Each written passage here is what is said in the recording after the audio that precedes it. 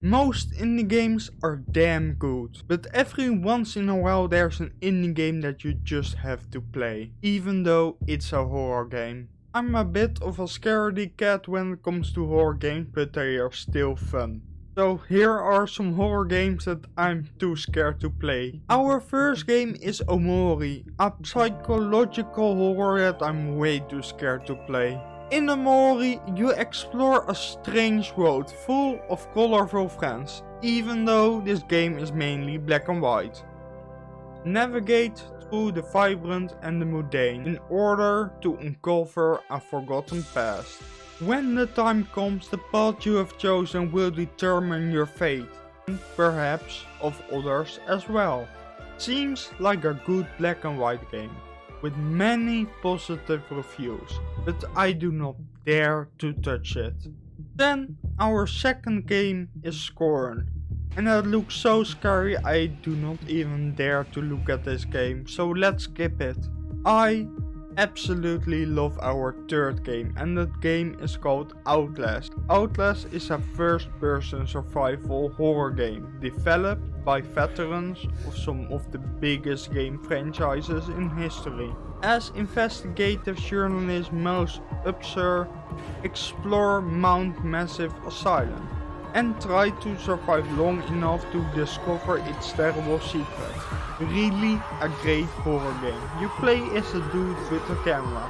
Quite a fun experience. Then our next game series franchise is Amnesia, an unforgettable game. This game series has 3 games: The Dark Descent, Rebirth and Machine of Pigs.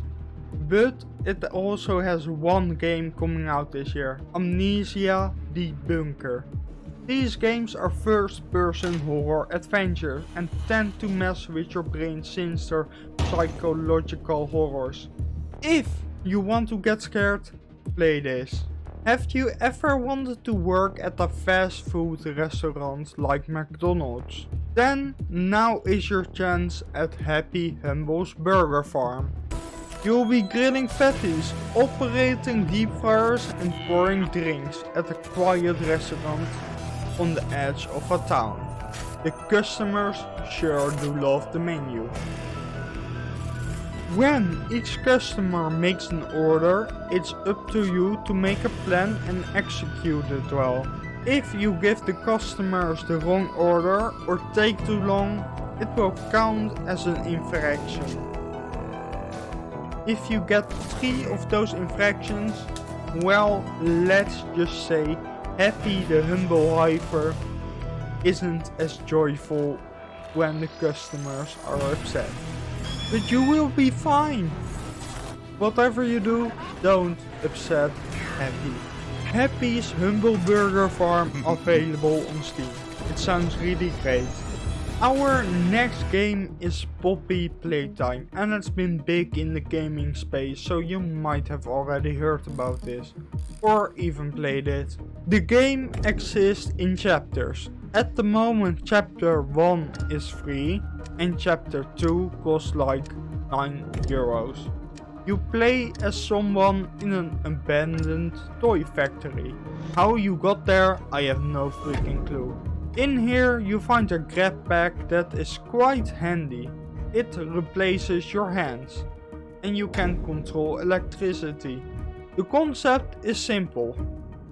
In the factory, toys have gone mad.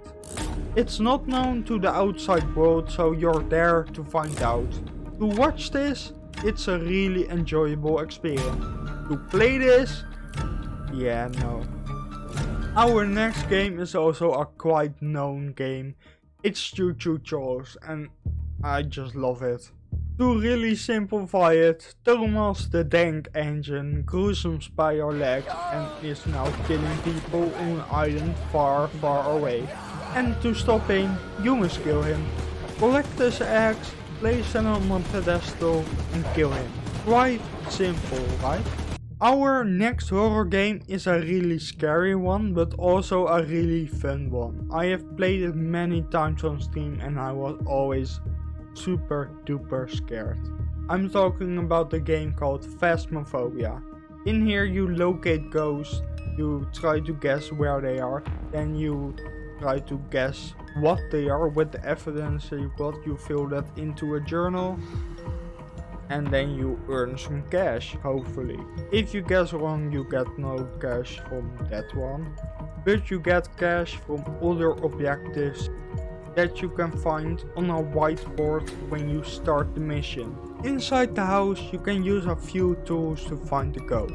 Very scary game. Now our last horror game goes a little bit against our goal here. Since this is a horror game you got to play. It's not even scary. It's a series called Little Nightmare. You play as a yellow hooded figure without a name, but the community calls her Six. In Little Nightmare 1 you must help Six escape the Maw, a vast mysterious vessel inhabited by corrupted souls looking for their next meal. If you have played Little Nightmares 1, you have to trust Little Nightmares 2 will be as good as well. I'm glad you know about these indie horror games now. If you like indie games and want to know more about them, click here.